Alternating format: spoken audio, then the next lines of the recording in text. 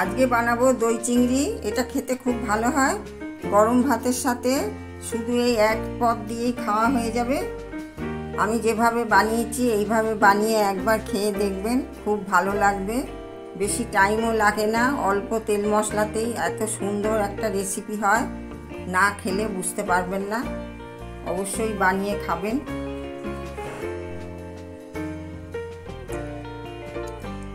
আমি এখানে কিছু চিংড়ি মাছ নিয়েছি। এই চিংড়ি মাছ দিয়ে আমি দই চিংড়ি বানাবো। আমি এগুলো ভালো করে পরিষ্কার করে কেটে ধুয়ে পিঠের দিকের যে কালো সুতো সেই সব ফেলে দিয়েছি।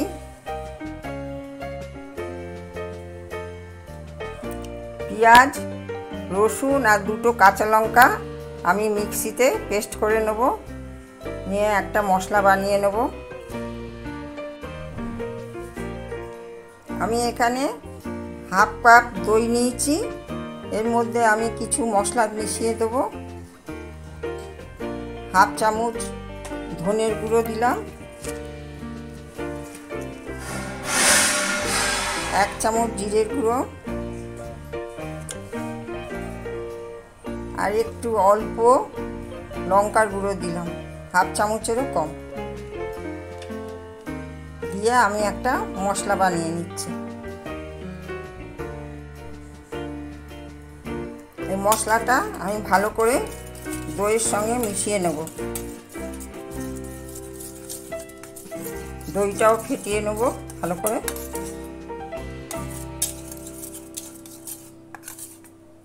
দইটা ভালো করে ফেটিয়ে নিয়েছি।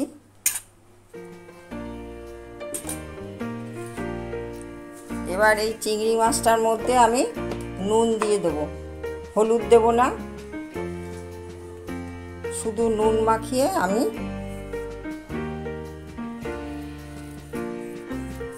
ভাজবো।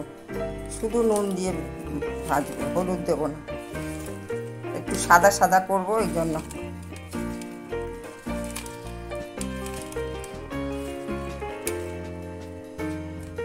নুন মাখিয়ে নিয়েছি। এবার আমি গ্যাসে একটা কড়া বসিয়ে দেব। কড়ায় তেল দিয়ে দিয়েছি, তেলটা গরম হয়ে গেছে। এবার আমি মাছগুলো হালকা করে ভেজে নেব।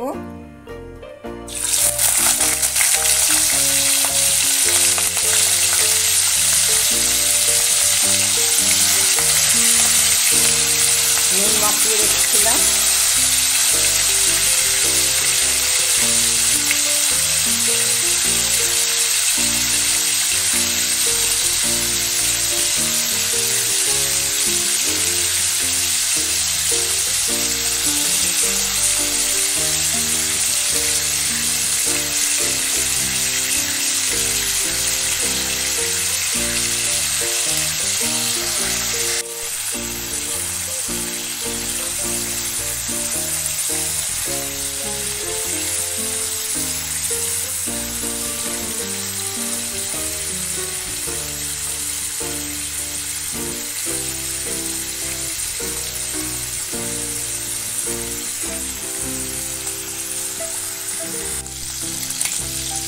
চিংড়ি মাছটা ভাজা হয়ে গেছে, এবার তুলে নেব।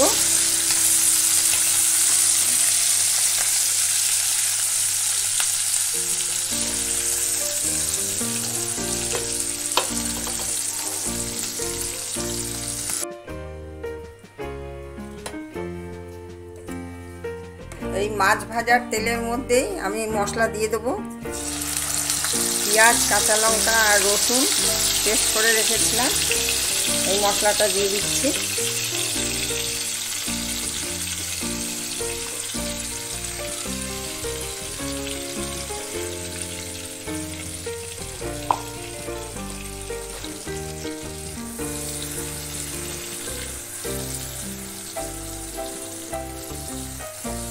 ভালো করে ভেজে নেব।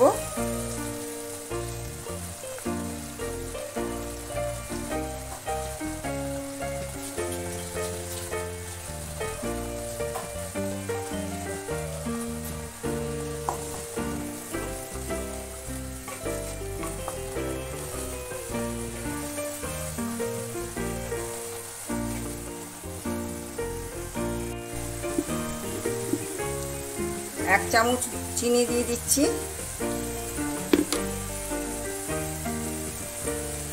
হাফ চামচ আদা দিয়ে দিলাম। আদাটা ভালো করে ভেজে নেব, সব মশলার সঙ্গে মিশিয়ে দিলাম।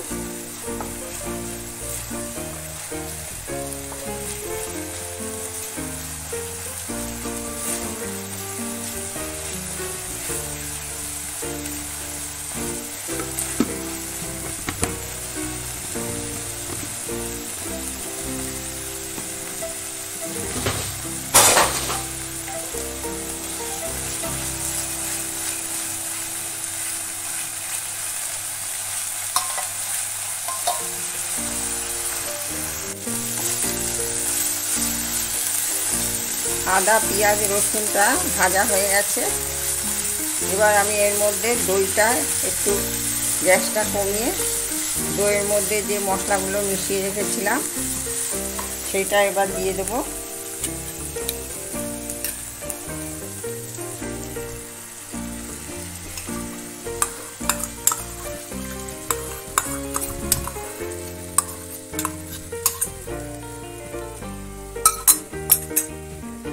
এবার মিশিয়ে নিচ্ছি ভালো করে।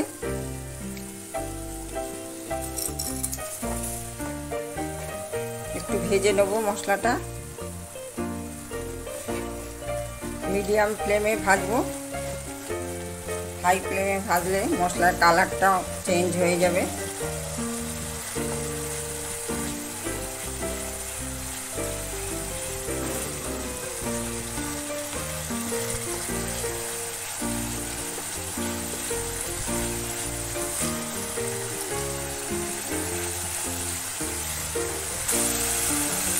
মশলার বাটি ধোয়া জল দিয়ে দিচ্ছি।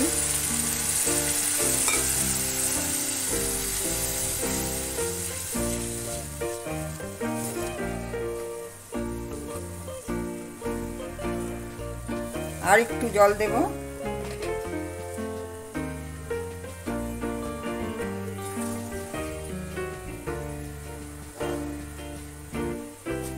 আর একটু জল দিয়ে দিলাম।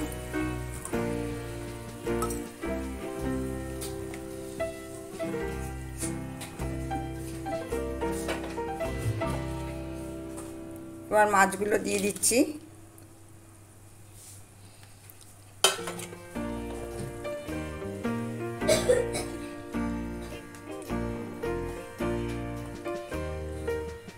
ভালো করে ফুটিয়ে নেব মাছগুলো।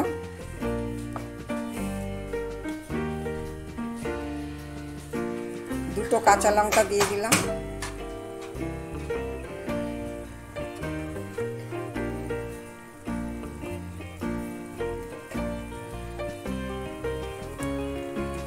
ফুটতে শুরু করেছে, একটু ভালো করে ফুটিয়ে নেব।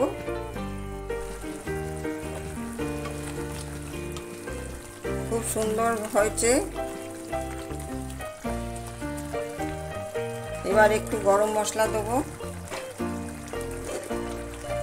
খুব ভালো করে ফুটিয়ে নিয়েছি। গরম মশলা দিয়ে দেবো।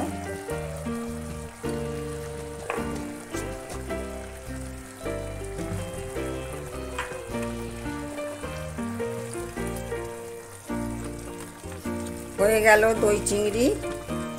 খেতে খুব ভালো হয়। গরম ভাতের সঙ্গে শুধু এই দিয়েই সব ভাত খাওয়া হয়ে যাবে। এবার আমি গ্যাসটা বন্ধ করে দিচ্ছি, নামিয়ে নেব।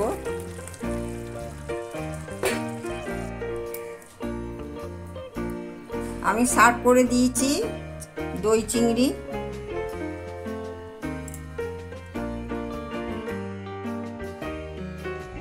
আমার আজকের রেসিপিটা যদি আপনাদের ভালো লাগে তাহলে আপনারা লাইক করবেন, শেয়ার করবেন, সাবস্ক্রাইব করবেন, পাশের বেল আইকনটি প্রেস করবেন। এরপরে আমি আবার নতুন রেসিপি নিয়ে আসব, আপনাদের সবার সঙ্গে দেখা হবে।